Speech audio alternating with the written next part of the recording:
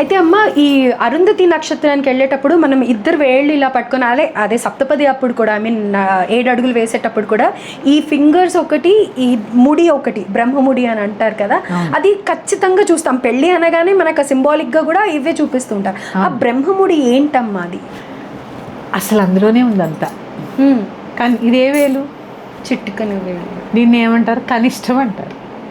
చివరిది అంటే చివరి దాకా ఒకరినొకరు విడిచి ఉండము అని చెప్పేదే ఈ చిటికెన వేలు పెట్టుకోవడానికి సంకేతం.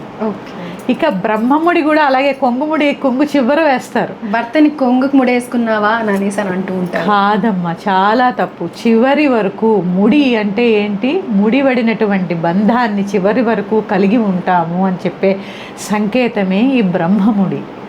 అందుకే లలితా సహస్రనామంలో ఉంటుంది, ఆ బ్రహ్మ గ్రంథి అంటారు. ఆ గ్రంథి అన్నా కూడా ముడే, గ్రంథి అన్నా కూడా ముడే. ఈ ముడిని మేము ఎప్పటికీ విడిపోయేలా ఉండము, జీవితాంతం పెనవేసుకుని ఉంటాం. ముడి ఎలా ఉంటుంది, ఇట్లా ముడేసామనుకోండి, ఒకటికొకటి పెనవేసుకుని ఉంటాయి. అందుకే ముడి ఏదైనా పెట్టి కొంగిలా ముడేస్తాం, అది జారదు బయటికి.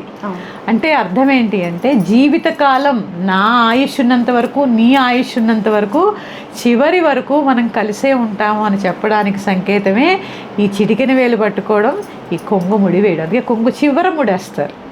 ఆ తర్వాత ఆ భర్త కండువా తీసి, ఎక్కడైనా వెళ్ళాల్సి వస్తే భర్త కండువా తీసి భార్య మీద వేస్తారు. అక్కడ కూడా విడిపోవడం ఉండదు. ఏదన్నా ఆ ప్రకృతి సహజంగా వచ్చేటటువంటి వాటికి వెళ్ళాలన్నా కూడా అది తీసి అది ఇక్కడ వేసి వెళ్తూ ఉంటారు బయటికి వెళ్ళాల్సి వస్తే ఆ టైంలో.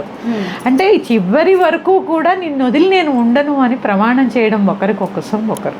ఇదే ఆ బ్రహ్మముడిలో ఉన్నటువంటి గొప్పతనం.